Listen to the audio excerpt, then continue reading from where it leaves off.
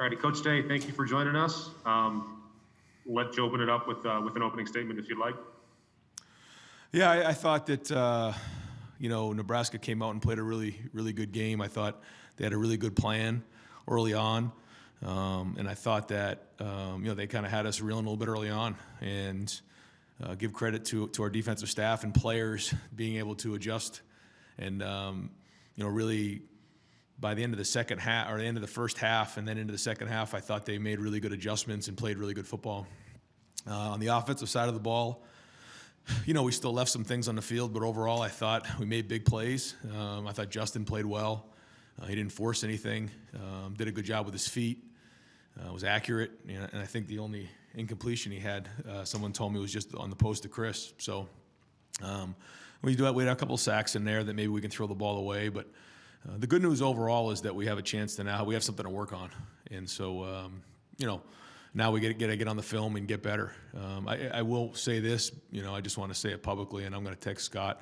At the end of the game there, if I could do that again, I would have taken a knee. I feel bad about that at the end of the game. I had a younger quarterback in the game, and I didn't feel like we had the personnel and to take the knee, and I probably should have done that. So I just want to publicly, apologize for that to Scott. But overall, it was a good day, and I'm really proud of the way the guys played for the first game. All righty, we'll open up the questioning with Austin Ward from Letterman Row. Austin. For the program, that sometimes a first half like that anchors you guys, or you feel like you could do so much better. Then you look at the scoreboard at the end of the game, it's a blowout. Are you satisfied with what you saw in week one, or does it meet your standards heading into week two? The number one goal is to go 1-0, and I think that's the tricky thing here at Ohio State is, you can't win championships, and it doesn't matter how you win. It's just a matter if you win. And, we can't – the best thing we can do is apologize for how we win. And like you said, to beat a Big Ten, team like Nebraska 52-17, it's a pretty impressive day just to beat them by one. And so, sure, the expectations are high, but the reality of it is just to go 1-0 is a great day. And that was the number one goal. And, we're very proud of what we did today. Righty, next up is Bill Rabinowitz from the Columbus Dispatch. Bill. Yes, Ryan. In terms of the defense, was it just a matter of, hey, this is just completely different than a practice, and it just takes time to kind of get used to the speed of the game, what they're doing, or was it something more concerning to you? No, I don't think so. If someone said to me, if you hold them to 17 points, would you take that? I would have signed on the dotted line. I thought very well done. Job well done. Yeah, they hit a couple big plays on us and everything, but but overall, I thought they did a really good job, and I'm proud of the way the guys played. All right, we'll go next to Nathan Baird from Cleveland.com. Nathan. Ryan, there was concern at some point how much Haskell would be able to play for you guys at all this season, certainly whether he'd be able to play this early. For him to be able not just to play, but have the impact he did, it seemed like he was a difference maker late in the first half. What did that mean to the team today? Well, I think it was good to get him out there. The depth certainly is something that we've been, focused on. Make sure that we have, at least 2.5, 3 deep at each position, and so to have him there was a huge boost to the inside guys. I don't know how many plays he ended up getting in there for, but his experience and his ability really, it was great to have him in there. All right, next up, Bill Landis from The Athletic. Bill. Hey, Ryan, I'm sure you don't expect maybe flawless execution when you have this kind of offseason and then it takes so long to get a game going. But to execute the way you guys did, where you kind of flipped the game there, scoring late in the first half, getting the ball back, scoring again in the second half, what did your guys show you when they did that? Yeah, that was a great run right there when we really settled down on defense. And I think one of the things about it is we have such veteran guys at linebacker that when they can recognize what's going on and then adjust in game like they did, that's big. And so I thought we did that. The stop we got at the end of the first half, and then we get in the 2-minute drill. We score. We come back, score with the first drive of the second half, and then quickly get a fumble return on a defensive touchdown. That's one heck of a run right there. And that's the best way you could end a half and start a half. and I thought that flipped the game. But yeah, to your point, I thought there was a lot of hard work put into this game, talking about tackling and ball security and high level of execution. Penalties. You guys have heard me talk about, all my staying up late at night worried about all the things that I've seen on TV, and I'm proud of our coaching staff. I think that the leadership of this team really showed as well, and again, I think it's a really good start. I will go next to Jared Smalley. Jared. Ryan, wanted to ask you about the newcomers you had who got their first opportunity on the field today.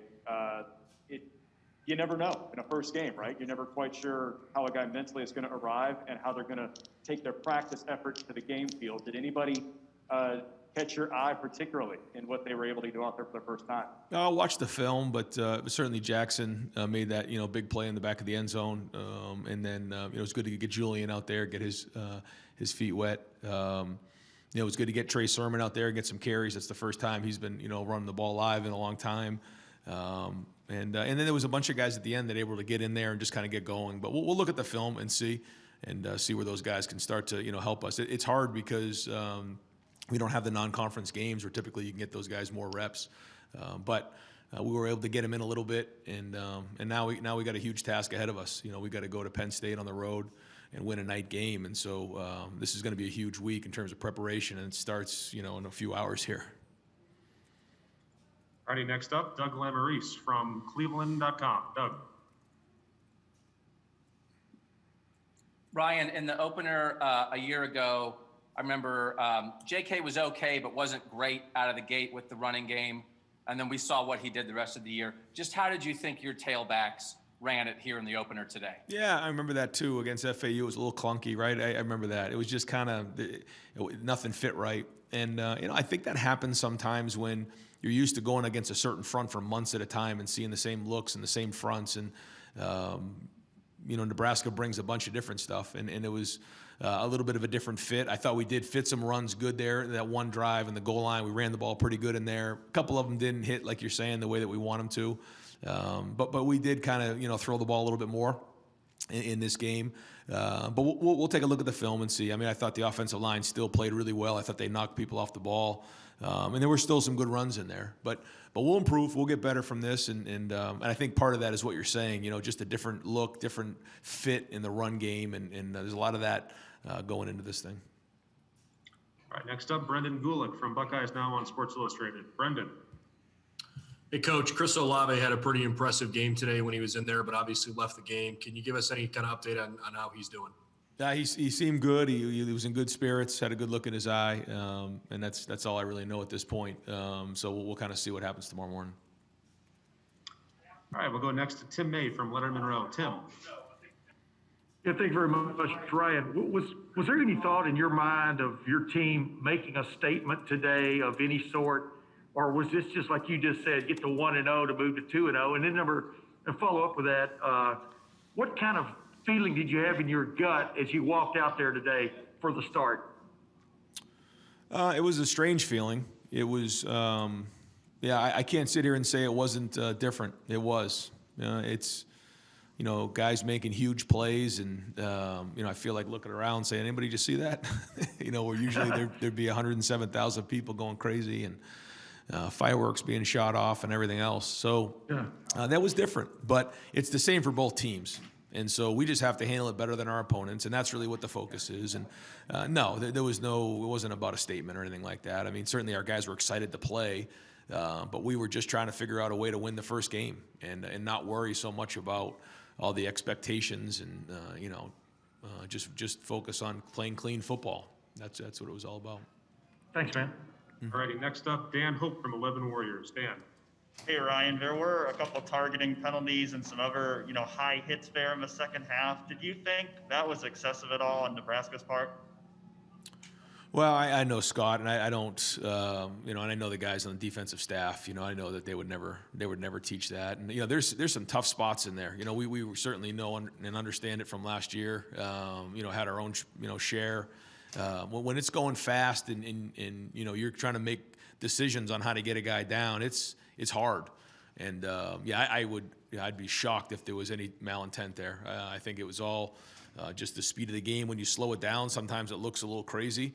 But at the same time, we understand you got to protect the players, and that's part of this right now, which isn't easy at times. So, again, no, I don't think that anything like that was going on. All right, go next to Adam Rittenberg from ESPN. Adam. Ryan, I know you had high expectations for Justin coming into the season, but having watched him now, how good can he in your passing game be overall this year? I don't know. We'll see. This is a good start, certainly, but it's everybody involved. It's the protection, it's the routes, it's all that stuff. There's just so much that goes into a passing game, and the timing and the spacing and the protection and execution. So, we'll see. We're gonna, as we get into December, we're going to be playing against some, in some tough weather. It's going to get cold, it's going to get windy, it's going to get rainy, and those type of things. So we're going to have to develop and really establish the run game in those games, which I feel really confident we will with our offensive line and our running backs. So we're always looking for a balance, but it was great to see now, and Justin into his second year looks so comfortable back there today. All right, Coach Day, thank you very much for your time. Appreciate it. Thanks, guys.